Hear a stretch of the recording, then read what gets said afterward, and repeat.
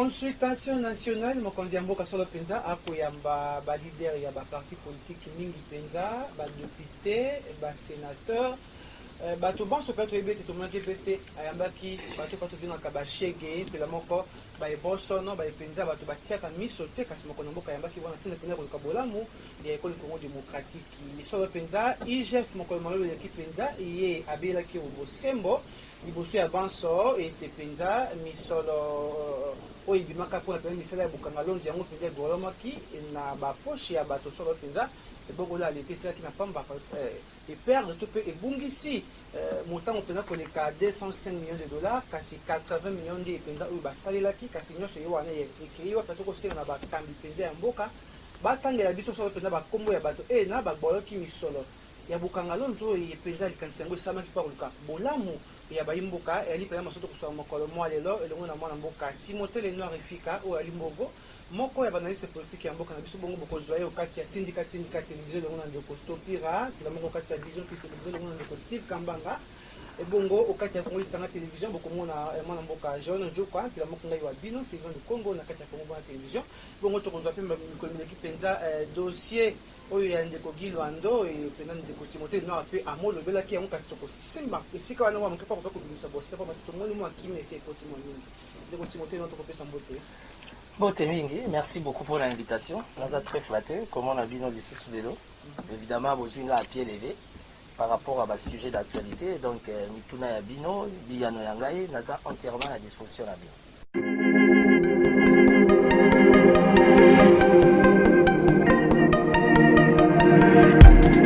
Après 25 ans d'expérience, eh oui, de 1995 jusqu'à ce jour, Elton Store, l'unique shop congolais de Londres, la Grande-Bretagne, Tilalong, et Salikosa la fierté à la communauté Nabiso, et surtout, il y a un homme d'affaires congolais sérieux dans la diaspora. Oh yes, yes, yes, yes. C'est créé Elton Store et Salika Kamoko, le sérieux, à quel na service qui toko na ba client na ye.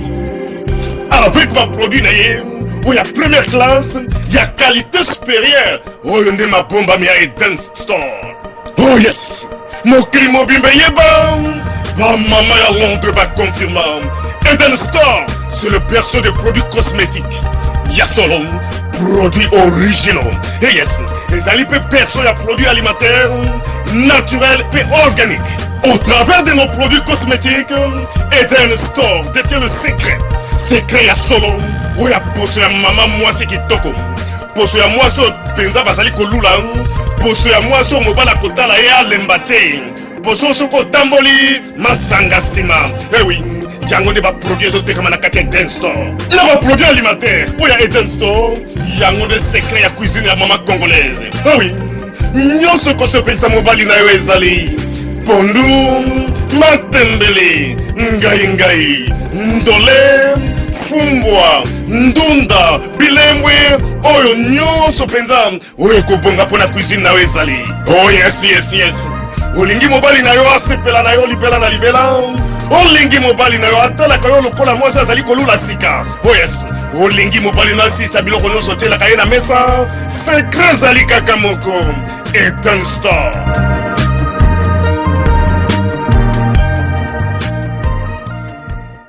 Voilà, matonzi minde ko Steve Kambanga na kopesa eno penza motuna yambo ya kotuna ndeko Timothée no kwa sababu sujet ni shamba kwa mwana.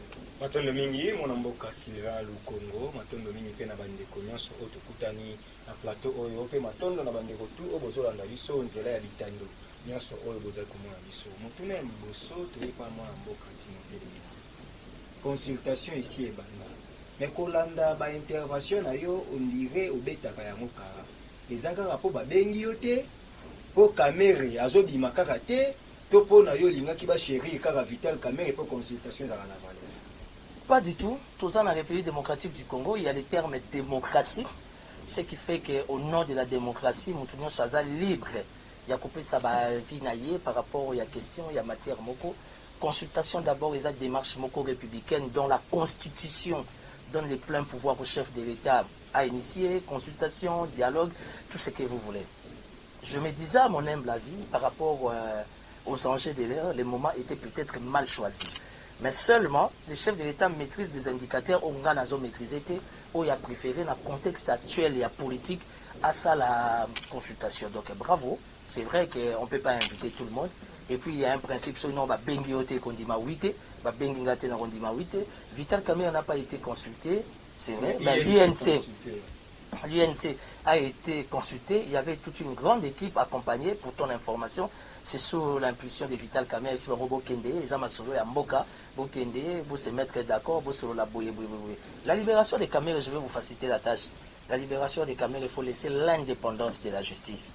Ils ont dépendre non seulement de l'indépendance de la justice, mais ils ont dépendre aussi de la bonne foi du chef de l'État. Il peut se réveiller un bon matin, à l'objet Azan de Konanga, to bondi mingi, to outi na campagne, boyer. Lelo Vital Kamerhe n'a qu'à accorder une mesure de classe. Tant que sous Penza Baza va utiliser Vital Kamerhe comme réserve, raison pour laquelle on dit que Vital Kamerhe c'est le prochain.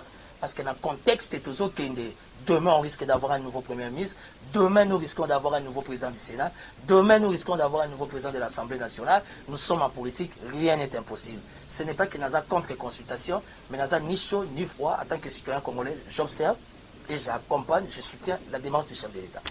Ata kopenza ndeko Bertin Mobozi openza ali moko ya bakadre na UNC ye penza attaqué na ndeko Jean-Marc Kabund oyo penza ye amolobi ete pona ye ndeko Kabund ko kite ko loba fin ya coalition FCC cash pambate ye ali ko engager cash te. Évidemment ndeko Jean-Marc Kabund aza ko engager cash te, malheureusement loko ngana constaté esika Fachi Beton mokonzamboka zo boma moto eza esika koto Jean-Marc Kabund azo pelisa moto. Nous connaissons les principes simples par rapport à la coalition et à FCC Cash. Il y a deux personnalités, Joseph Kabila, le chef de l'État actuel, Félix Tshisekedi. Il y a que Baromi Balé qui sont habilités, mandatés, il y a Kata, il y a ça la cassure par rapport à la coalition, ou soit par rapport à l'occupation de Bango, qui continue d'avoir représentant sur demande d'un chef de l'État, après avoir réfléchi, à français, voilà. Mais aujourd'hui, Jean-Marc Kabund étant président AI, surtout qui n'est pas encore confirmé, je pense qu'il doit rester AI, tout en se réservant à beaucoup de choses. Parce que les lots Fachi, ils ont une logique qui a Kobomamoto. Et bizarrement, Jean-Marc Kabund, ils ont Tumbakak. Mais quelque part, ce que fait Jean-Marc Kabund, ils appellent bien. Pourquoi? Parce qu'ils ont mati sa pression. Mais comme mati sa pression, il y a une pression, il y a une pression. Parce que FC ça ma casse plutôt au travers de Chadar et comme sa pression. Le lot, Kabund n'est pas continué la logique, mais dans tout cela, la journaliste, quel est l'intérêt du peuple? IDP c'est à partir au Tekino, Togoko Sopessance, pour essayer de là déjà. Dans tous les 4 écoles de la vie, IDP c'est le seul parti politique. Ils ont des racines, ils ont des bureaux, tu les trouves dans les coins et la République. Donc aujourd'hui, aller visiter la base, il faut rester rationnel, cohérent et surtout il faut rester diplomatique. Et ça, je Yoko Lobaboué et Pélicipé Mbokamot. Bon, j'ai compris que Bandeko Bazandenge Bazali n'a pas de déclaration à Bango, Toli ko s'attaquer na Bango, mais tout ça qu'observer Bango, n'a pas de déclaration à Bango, et si gagne Bango. Le plus important, mon Konzamboka, Moto Azoboma, il est pacificateur Fachi pour l'intérêt à Kimi Amboka. Et mon appel, ça m'a fait un découvert, je camine pour le but pour ma caméra sa moto. Nzembo Bayembi, ingratitude à ma match à la moine. Et il y a un autre qui fait sa moto, moto qui boit une réaction à battu à la qui lui peine. Dans l'année en internet, l'information de Tiyonanga. Je ne peux pas m'opposer à travail à CNS. Je n'ai pas de qualité à s'opposer à travail à ANER. Mais je pense que la CNS et l'ANER, ils ont des spécialistes pour étudier. Et puis, ils ont des meilleurs OPJ. J'ai suivi ma match à la moine à l'obézalaki na studio. Ngai moko tuna na bimisi yango te. Na ndenge son et bimi na yebite. Na ndenge salameli montage na yebite. Donc ça veut dire qu'aujourd'hui, au niveau renseignement, ça va copier ça là.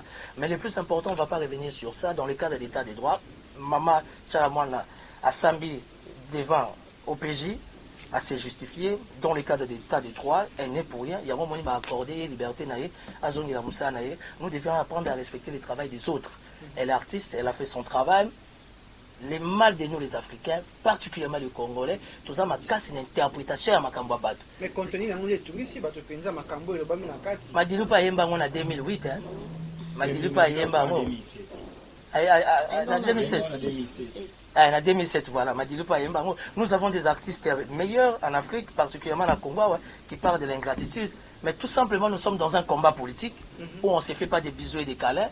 Les gens qui sont animés de mauvaise foi, cherchant à salir l'image du chef de l'État, heureusement que Fachi prend de la hauteur, à ça on a besoin de Makambouana sauter, donc c'est sans effet. Oui, maintenant je suis ici vers le Congo. Moi, je suis Timothée Lenoir. Je suis allé Masolo Matali, Bukangalonzo. Au Penza Bukangalonzo, Natangwa, il y a sénateur à vie. Peuple congolais, peuple qui n'est liquide, tout le monde s'en va Bukangalonzo, blanc, Bukangalonzo, mais tu profites qui n'a ngoté. Nous Penza, tout le monde IGF, et Tomboli Mungongo, Kolobanati na détournement mon solo. Au Penza, bazoki 285 millions de dollars pour la affaire Bukangalonzo, ngano toebi, matata pogno. Ex-premier ministre de Mboka Congo, Kasibon Baseleka Moussola, 80 millions, donc 200 millions de dollars, 205 millions de dollars, pardon, au Balié Kakaboué, et pourtant, quand au Big Sapé, bon, il y a peuple congolais.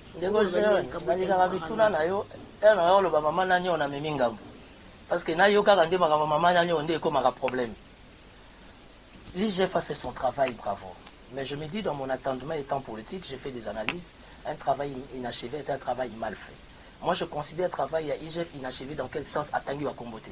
Attends, va combo. Nous sommes dans l'état des droits. Non. Opinion et Yebi va tourner piloter. Ma tata pour était premier ministre. Mais n'oublie pas que dans Katsa Bukangalonzo, il y avait un comité de gestion. La 4e mairie est là. Dans le cadre d'état des droits, IGF attend à Bakombo, 4e mairie a interpellé. Ils sont ici à Kinshasa, ils sont au Congo, bien interpellés Bango Samba. Ne restons pas dans des spéculations, ne restons pas dans les question marks. Aujourd'hui, avec la pensée positive, il y a chef de l'État Fachi Béton, ils ont que bleu et bleu, rouge et rouge, pembe et pembe. IGF attend à Bisso Bakombo. Bisso opinion, tu peux constater que Bakombo a Bazaliao. Ceux qui basent les députés, Bagolongo la Bango immunité. Par la Cour constitutionnelle des alibes, Cour de cassation, et ça, procédure judiciaire, et ça, Balongo, on a disposition à la justice. Si j'ai fait bang na matata poni pour te regarder dans ndeko eteni longo la bimisa ke na poisa. Te IGF a koki. Ndeko Steve, ndeko Géon, ndeko Stopira, ndeko Sylvain, cause la immunité devant état des droits exatés. Il y a une procédure judiciaire. Majorité parlementaire, oui. Ndeko Steve, tu maîtrises bien les droits qu'on les kanga. Aussi, ça goûte des fois ça qui doctorat. Bonne fois ça veut dire qu'aujourd'hui, quelle que soit l'immunité Bazanango, nul n'est au-dessus de la loi. Ce qui IGF a tangi comme parce que dans des traces, ils ont que les Noirs alliés qui autant, Silva alliés qui autant, Paul Tosso alliés qui autant, Matata Pona alliés qui autant, entre guillemets. Ça veut dire que attends à combo la bango, enfin que justice c'est ça, Moussanango. Nous laisser dans les points d'interrogation et comment la spéculation, ça va faire mal à la tête. Toye dans le cadre de l'état de droit, Banani Wana. Il y avait un comité de gestion, Mbonge Bungaki, c'était sur instruction Matata, c'était sur instruction à Kabila, instruction de qui, et Yebana, 4e mairie, la justice, ça, Moussa Dango, dans le cadre de l'indépendance, peuple Yeba, qu'est-ce qui s'est passé réellement pour la question de Bukangalonzo. On a pendant pifouant, tous aussi, il y a IGF, qui a Ndeko Sylvain, IGF a combattu de l'autre côté, aujourd'hui IGF. Aujourd'hui, Cour des comptes. Aujourd'hui, ANER. Et ça, la structure où les autres dépendent directement de la présidence de la République. Aujourd'hui, l'avantage avec Fachi, tu es dans les bons, on t'accompagne, on te sécurise. Ce qui IGF a moins d'insécurité. La police, l'armée, ça va sécuriser. Mais attends, on va combattre Batouana, opinion nationale, internationale, dans les cadres d'état de droit. Parce qu'il ne faut pas que l'état de droit soit là pour inviter le Cameroun. Quand l'état de droit et ça la cousu sur mesure pour Vital Kamé. Ça devient inquiétant. Voilà, c'est ce que nous voulons. Si aujourd'hui on a cité le nom de Kamé, je suis partenaire. Je suis partenaire de Kamé. Au nom de la démocratie, je n'ai pas dit ça. On n'a pas eu de problème de la justice, mais tout simplement, PESA, combo, IGF a fait ça combo, service est sécurisé, IGF, population, il y a 200 millions de la manière que 205 millions les canaux jugement peuple atala enfin que bon à l'état ils ont oui merci moi je suis Timothée par rapport à l'opportunité de Bukangalonzo ne peut jamais que le bango soit épargné matata poni tu dis que moi nous qui matata poni à cause de la candidat en 2023 ça mais si nous va créer que tout ça la consultation pour l'excellent dossier on est les CCD tu sais que nous appelons un candidat en 2023 la députation. Non, à la présidentielle, pourquoi pas. Na Sénat et Simbata bongo na Sénat et Simbata mais la Meka. Ça veut dire que Moutou Ndeko jeune yo za mama. Timothée le nom a bundela ba mama. Yo faut côté la ngai. Ça veut dire que na likanis. Biso nous tous génération moko. Objectif c'est faire la moko, le renouvellement de la classe politique et le rajeunissement de la classe politique. En 2023, je serai candidat président. par rapport à Matata. Kaka ndenge na kota kana bima nazo zo pe ba contact. To ko kisaka mbongo a caution. Nzambe ndayi. Par rapport à Matata Ponya kozala candidat président, je la prends aussi. Mais les dossiers Bukangalonzo ndeko stopira tous à la claire. Bon, c'est vrai, dans le cadre de la consultation, tout peut être aussi traité, hein, parce que le secteur est différent. Hein. Rien à voir et acharnement contre Matata, mais Matata Zaghi, Premier ministre, c'était sous sa gestion. Moi, j'aime la gestion de Matata parce que tant qu'il y a la primature, la manière dont la primature a été organisée, on a compris que Matata Pogno, ça va quand même. Mais si vous... Si les dossiers Bukangalonzo conditionnels réellement posent problème, on ne peut pas contredire les enquêtes de l'IGF. l'IGF attend à combo. Si réellement il y a Matata, si réellement il y a le comité de gestion, la justice est là, au nom de l'indépendance, il y a état de droit, justice en ça, rien à voir parce que vous avez un candidat pour la saleté. État de droit et permettre les bisons sotomi lengelaka pour que l'obito ça la rattrape. Non,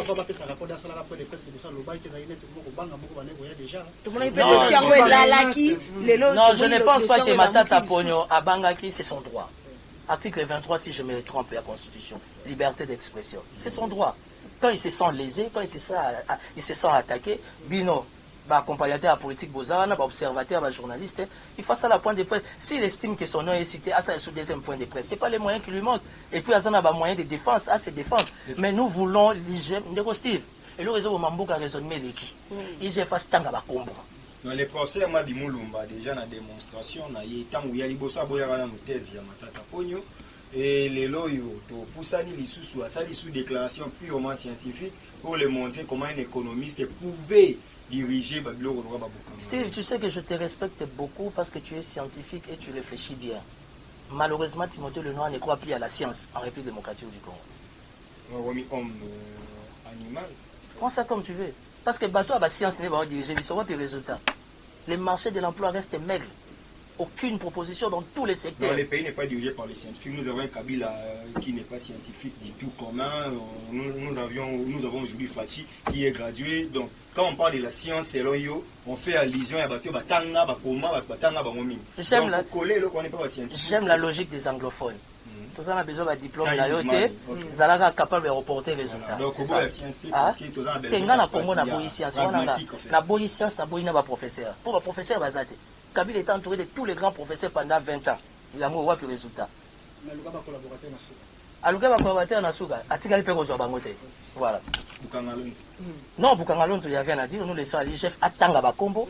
Procédure à la respecter par la justice, opinion nationale et internationale. Toi, qu'est-ce qui s'est passé? Mais menacé inspecteur général des finances. C'est faux. Il ne peut pas être menacé. Il est sous la protection, sous la bénédiction d'abord du peuple congolais et du chef de l'État. Bon, il est le cas de dépendre de la présidence. Je sais que la présidence va bien les sécuriser. Et puis, il gère face à soutien à la population. Dirkaba ya Fatima Zaki livré. Boni alinge tele musubi bakokangi pe yo mona bato basama comme na mboka bakenda pe. J'aime quand vous réfléchissez comme ça en conclusion dans le baga mboka elengi Congo. Voilà, ndeko Timothée Lenoir, coalition FCC cache menacé pour na pena ko carbone kasi ba consultation na zone moi liboso moke na ngoloba ndeko Joseph Olengankoi. Mokonzi ya mboka yamba consulter bato banso sengene ko mona ndeko Kabila. Eloko bato eloko bazo boya bazo temela. Ba imboka bakoko boya te biso population eloko ezo boma biso eza populisme eza na fanatisme. Aujourd'hui la République a été décidée et ça l'a conduit par les FCC-Cash. Aujourd'hui, j'ai rejoint pour la première fois la logique à Olengankoi, j'ai rejoint la logique de pasteur Théodore Ngoy pour dire que Fachi Béton, homme simple, humble, souple d'esprit, Akutanana Kabila, Basolola, ça va décrisper ma Kambwebe. Pourquoi pas Kutana Fayoulou? Parce que non, mais pour la vérité, au besoin de Kutana tous les trios. Mais je vais te dire une chose. Papa Etienne Tshisekedi, avant de mourir, il répétait une phrase. Félix, mon fils, si tu as un frère dans la politique, c'est Fayoulou. Renseignez-vous. Félix Tshisekedi, chef de l'État, ne peut jamais être un ennemi à Fayoulou. C'est impossible. Rien. Ça, c'est l'impression. Il ne faut pas voir tout ce qui se passe sur la toile. Bon, aux Abinemi, pourquoi? Parce qu'il y a déjà un chef de l'État élu.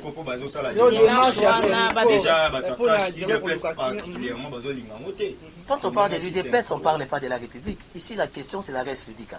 L'UDPS a ses émotions, a ses sensations, mais n'oublie pas que Félix n'a pas été voté par l'UDPS, moins encore par les Kassaïens. Il a été voté par nous tous, Congolais. Ça veut dire qu'aujourd'hui, la pensée du chef de l'État faisait la braquer na Oyobiso, que dit-on la voix du peuple. C'est la voix de Dieu. Ce n'est pas la voix de l'UDPS qui est la voix de Dieu. Pas du tout. Le côté modèle noir, est-ce que vraiment consultation, ça, je vais être Kabila, ça m'a fait faire le côté modèle, résultat, il sait ce qu'il fait. Question est très sensible, mais pour ton information, ils finiront par se mettre ensemble. Parce que ici, intérêt est à peuple. Pas débaucher Kabila. Mais quand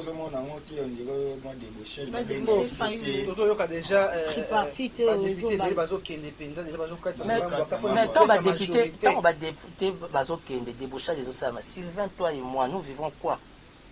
La quotidien congolais. Rien. C'était la distraction totale. Tu sais comment on appelle ça en français? C'est du blablabla.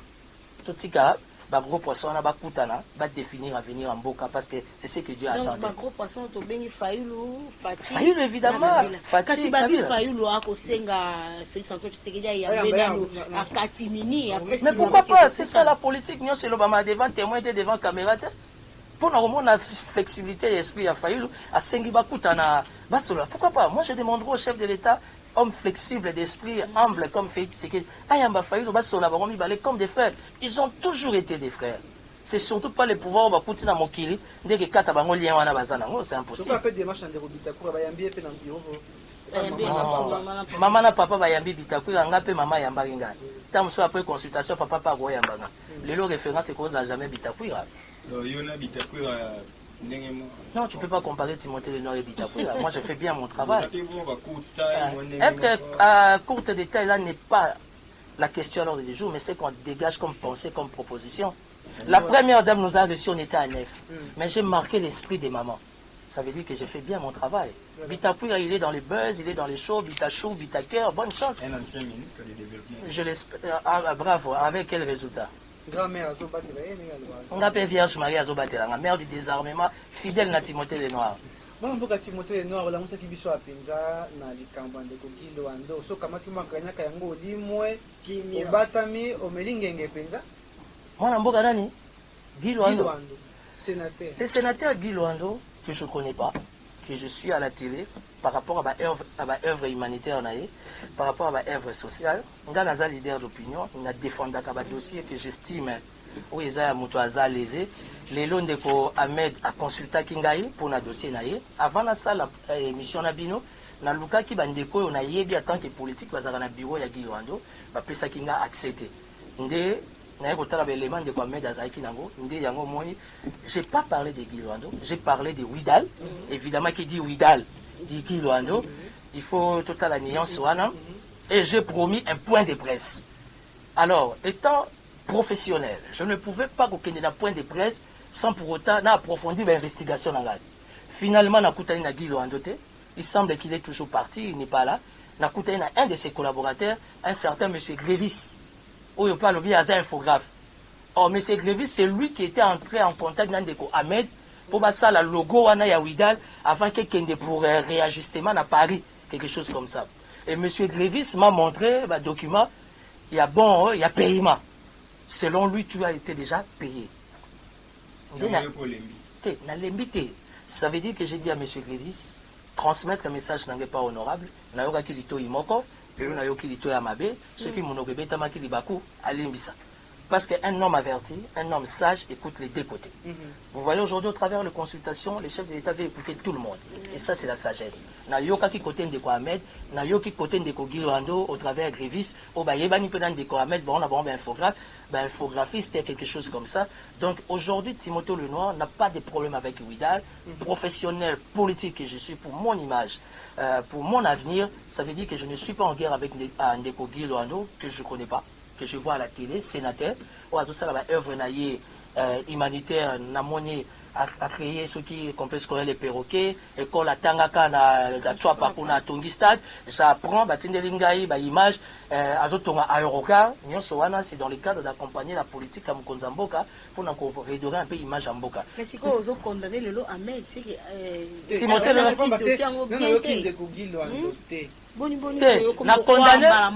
condamné de quoi méditer. Na liembo ngagilo andote. Na yoga kinde kwa méditer. Avant na sala point de presse nanga comme j'ai promis, il a fallu na kota na mozindo ya investigation.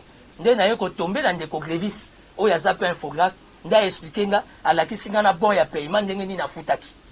Alors quant au reste, ça veut dire que moi étant politique, un homme averti aguerri, désormais je me mets à l'écart parce que la limite est comme acharnement. Timothée Lenoir Aza s'acharné pas Guy Rwando, le quoi Guy Rwando Aza na mbongo, Timothée Lenoir Aza le fait mbongo. Je n'ai pas été éduqué comme ça.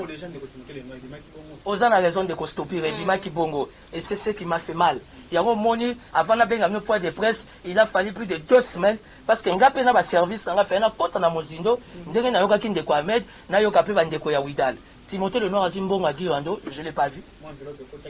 Et l'autre. Nego Timothée kana motuna oyo. Na yebi auteur moko Thomas Hobbes a comment Léviathan. Léviathan on a l'état bazo définir rien mbisi ya munene o aliaka ba mbisi ya minene ba mela ba mbisi ya minene. Donc pour chercher l'égalité sociale. Ndeko Guy Rwando aza na mbongo ebele, Fondation Widal aza na mbongo ebele. Ndeko Timothée Lenoir comme analyste politique au côté likambo un simple Ahmed Kabima artiste victime de son état. Victime de son état. Tozo mona lokola wana na bingai, j'assume mes propos. Toyebi justice pe ya Congo malgré état de droit moto yo kaka. Que les plus forts dominent toujours sur les faibles. Ceux qui bakei bazu déjà main levée. Ou ba ndeko luka main levée. Bazu main levée cause à la paix moyen te bakangi sur monoko batali sur que Guy Rwando aza puissant, azali sénateur à FCC, azali puissant. Ndeko collaborateur direct ndeko Kabila. Voilà, obangi nde. Ndeko Steve. On aza puissant na mboko c'est Fachi qui est le chef de l'État. Te, on a encore mobile lombe. Te, na combien à l'écart te? Toujours ça la politique. Dans le contexte de la politique, toujours ça na état de droit. Il ne faut pas aller dans le dossier, il y a la diffamation, il y a l'acharnement. Vous allez qui na note à plaidoirie. Na yokin de Ahmed au travers de la note de plaidoirie. Je me suis renseigné aussi. Na kota na mozinde, na koti na sona de Glevis na moni. Na ba opinion na. Ah bon, on a c'est qui va mais de costume à lobby malgré l'état de droit, justice pas ça ma kamnango. De quoi Ahmed abundaki pour na saisie des biens. Des comptes. Côté la bango pe kuna ya Widal babundi levé à saisie. Ça veut dire que dans le contexte to commis, dans le dossier ya Widal, nan de ko Ahmed Kabimba, laissons la justice faire. Je suis pas justiciable. Si na sukoli maboko. Je laisse la justice faire. Ndeko le noir au lieu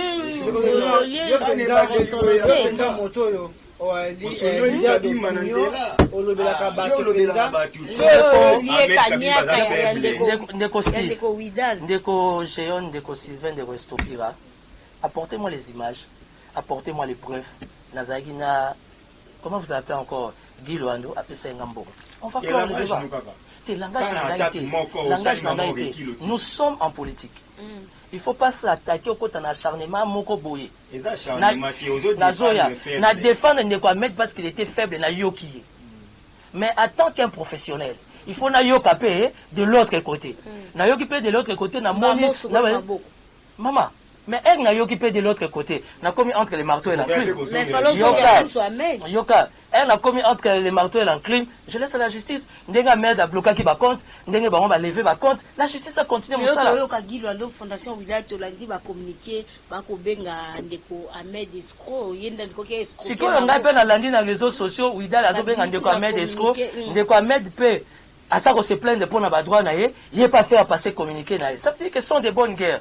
Nga na yoka Ndeko Ahmed, na yoki côté Widal, na mon na on ndenge zali, loko les ala maboko à l'état, nga na za l'état te, l'état katango.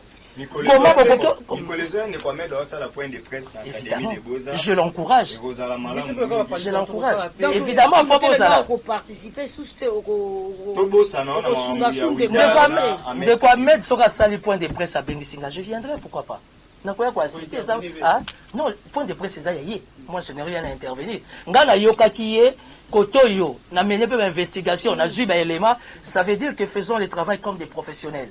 na lingi te ke image ya Timothée Lenoir et comme azako s'acharner na Guy Luando pour azana mbongo azoluka soutirer. Non. J'ai défendu un faible qui estime être dans ses droits. Étant professionnel, na kati ya anini na analyse nga na bina luka pe côté Widal. Je n'ai pas cherché Guy parce que na yebi programme na été, je sais pas où les trouver.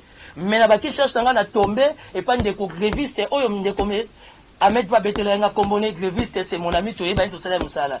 Gréviste est singa eleka ki boye tala mukanda ya bon de Pays-Bas et si to futa na lobi OK. Ngana il a zo reconnaître nyongote, il a zo reconnaître que va futaki. Moi na mboka Ahmed Kabimba pas appelé libomate, il pas zo reconnaître va droit na ye. Ça veut dire que na contexte commis aujourd'hui supporter que Timothée Lenoir a à l'écart, tout la justice d'indépendance nango a divisé bango. N'oubliez pas que ndeko Sylvain, n'oubliez pas que Timothée Lenoir est un politicien.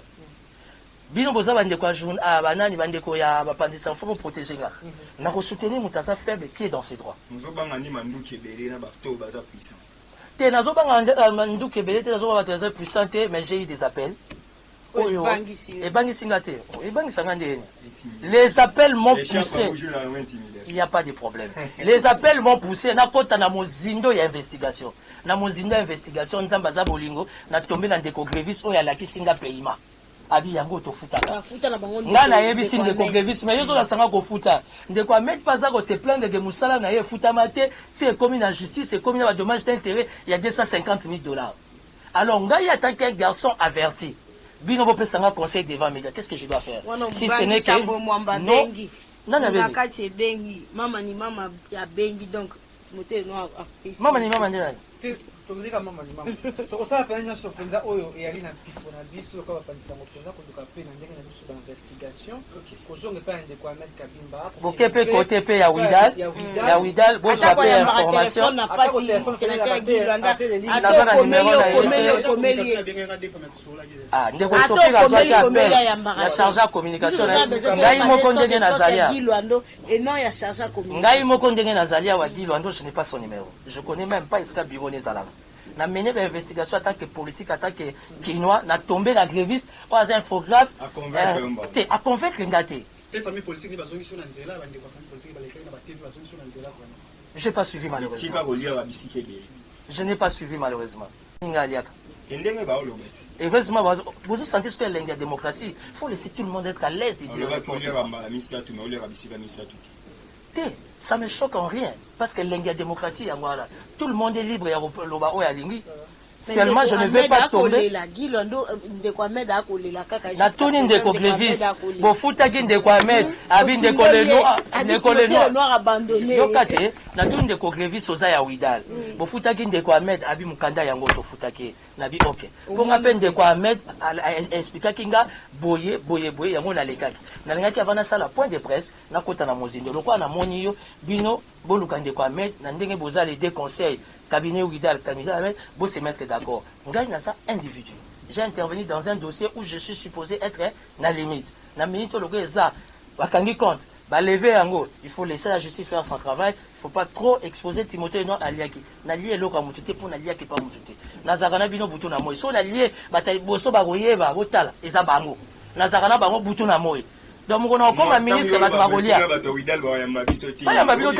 Journaliste. Oh, mais Guy Luando a un sénateur. Il faut Yambabino. Chef de l'État, quand il y a un presse pour Guy Luando.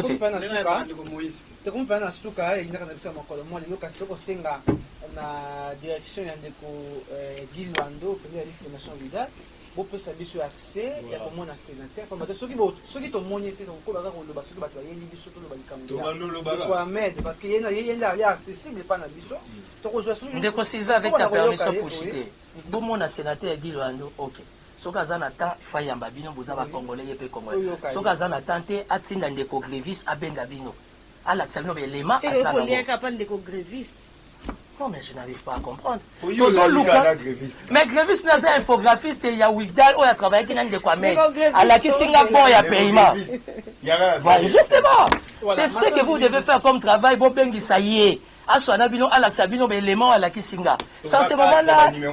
Voilà. Matondi mingi, mokondi amboka aliaka nyama lito imokote toka kinde kwa Ahmed Kabimba, toko zela pe ngabo ya bandeko ya Widal, bo sala biso pe balimero alo ya ndeko Stopir yali ya ndeko Steve Kambanga ya ndeko Jean pe yanga ya bino Sylvain Kongo yali wana bobenge biso tomona bino toyoka penye sekapi lokute yali pesikapi bosolo penje batami ndeko Steve Kambanga maloba ya suka noki ya boto suka matondo mingi tobongi tosukisa émission oyo matondo na ndeko Timothée mais yebaka ke ningi tozala 4 boye bandeko musu bazosepela te balobisa yela bango mpe équipe B na bango bazala pata mwa 6 na ndenge na bango po bazomena senga mwa mingi balobi tosali te même équipe nationale ah bon équipe nationale parce que biso toza nouvelle classe classe ba ya bongo ba ya kwali Kwa gatimba. donc matondo mingi na ndeko Sylvain pona police ya débat matondo pe na bandeko tout oyo bolandi biso donc oyo yombote ezali te oyo nyonso bosoutenaka biso beaucoup bakosoutenir biso mais tozozela droit de réponse ya Widal toboyi tobima radio 1000 colline toza na posa toyoka pe bino po tozala bapartisan te Ahmed Kabima yaki kokutana na biso c'était pour la raison oyo faki toyoka ye tosalaki émission ya ndeko le noir po ye nde azalaki délégué lokola bino bozali na version na bino bomona biso sans esprit ya mabe pour comprendre que tokosala pe musala oyo lolenge esengeli ndenge tozokoinse ye ndenge mpe tokokoinse bino po toyeba vraiment ndeko Jean Njuka Oui, matonzi mingi ndeko Sylvain, matonzi mingi pe na Timothée le Noir au pendant dimaki ko répondre à l'invitation so mokwalelo to comme na suna suka to senga ndeko alingete atanga so bakombo ya bato ba liaki pe ya mosolo ya bukanga lonzo po te motema se evana na kimia. voilà ndeko Stopir to sukisa En tout cas, merci ndeko Sylvain, merci na bana soki bakotala biso na kaka chaîne oyo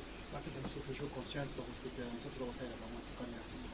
analika pa bandeko ya Widal ya kwale ozalaka mingi obembuka na sénateur Guy Lwando na boyi Na ndeko Moïse.